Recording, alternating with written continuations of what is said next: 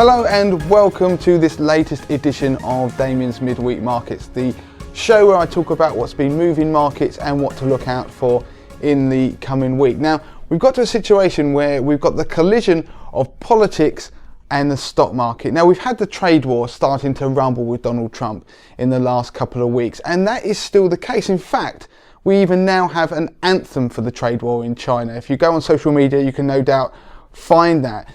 So the trade war is still rumbling, and we've now got to the case where Donald Trump has escalated it ever so slightly more by placing restrictions on Chinese tech company Huawei on what they can do in the US. What that means is that for the technology space, people are worried now there'll be retaliatory measures by the Chinese. So if you look at the stock market this week, you will have seen that the big tech firms and those relying on chip makers, so people like Apple, their share prices have pulled back. And of course, if you look back at the rally of 2018 and of this rally in 2019, some of the big leaders have actually been the tech firms. So now we're seeing the tech firms pull back and actually bear the brunt of this week's selling. That could be a bad sign for the wider market, but that doesn't mean we're about to completely collapse, because as I produce this video and show, we're still above or around that 50-day moving average on the S&P 500. The bottom hasn't fallen out of the market yet. The retest of 2,800 has held. I think we're going to start to get worried if we break below that and we get below the 200-day moving average, which is down towards 2790 area. If we get down there, then I think people will start to look a bit worried. So last week I said that we should be looking at what other things will happen in the trade war, how China will retaliate, whether they will now retaliate against the Huawei restrictions. Will they devalue their currency? Now, on currency, it's been quite interesting because the US dollar is back above that 98 level. So if you go and Google it, you can have a look at it, keep an eye on it. And the reason the 98 level is important, it seems to suggest that above there, we can see continued strength on the dollar. So we become stronger against other currencies, like a basket of currencies globally. Below that, then we're probably going to have some more weakness. The reason that matters is because in the long run, a stronger dollar would be a headwind for the US stock market. So although it's held up relatively well, it could place more downward pressure on the market.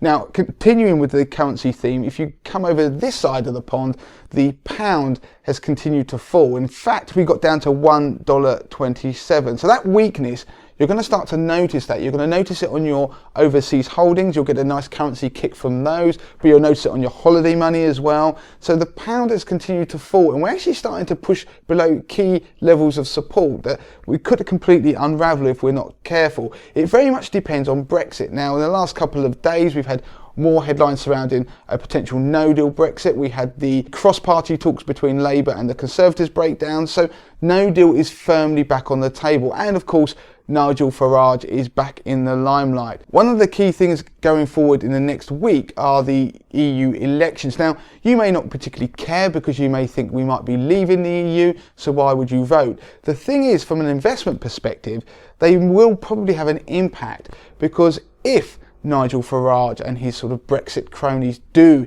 in fact, gain a large majority in that election, then that obviously has implications for the European Union itself. There's a definite anti-EU message that's put out there. And if that's replicated across Europe, then that will start to have a negative impact. Again, there'll be the uncertainty about the whole European Union as a whole. If that's the case, then I wouldn't be surprised if we see some wobbles in the stock market, and particularly a sort of spike in volatility. So once again, politics are invading stock markets and influencing them. On that same theme of elections, we had elections in Australia. It's a big world out there. There's a world beyond the European Union and America. So if we go across to Australia, they had a surprise election result where the existing Prime Minister won again. That was a slight boost for their stock market.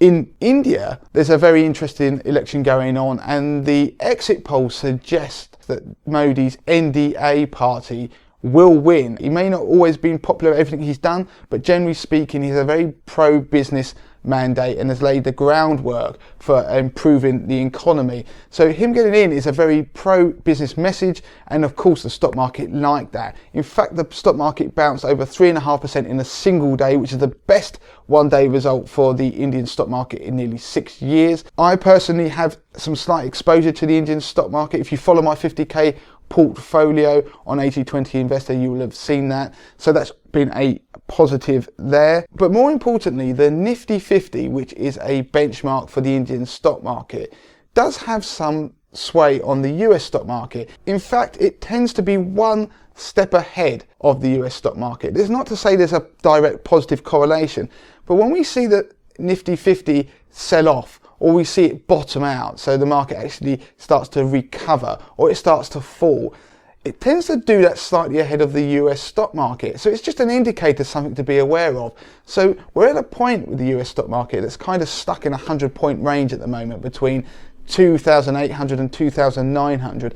This leap up from the Nifty 50, the Indian stock market, could be quite interesting from a US stock market perspective, just to see if anything follows through over there. So that is it on midweek markets this week. There won't be a show next week, but we will be back in 2 weeks' time. As usual, if you've got any questions, send them to Damien at moneytothemasses.com, and you can get hold of me on Twitter, moneytothemasses with the number 2, and don't forget to leave a review of the podcast and videos on YouTube. Until next time.